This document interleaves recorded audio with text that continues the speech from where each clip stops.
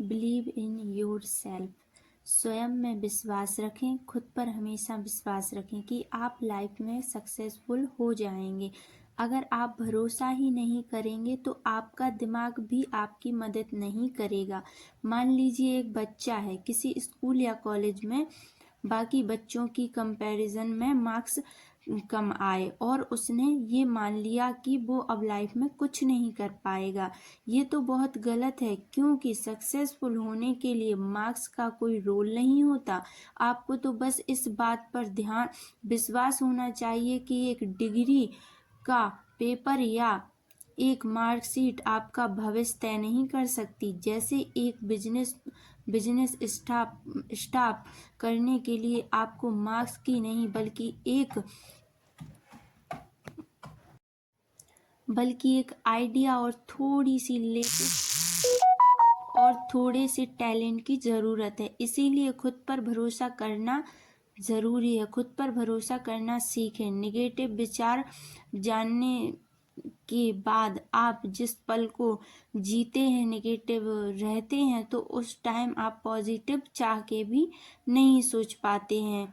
विचार जानिए। मैं पल लिया तो उसे आज ही बाय बाय बोल दें।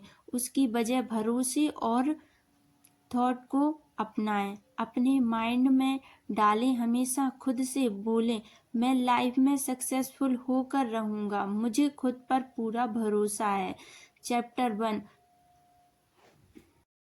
हमारी लाइफ का चैप्टर 1 यहीं से शुरू होता है, जब हम अपने विचारों को एक सही डायरेक्शन में ले जाना शुरू कर देते हैं।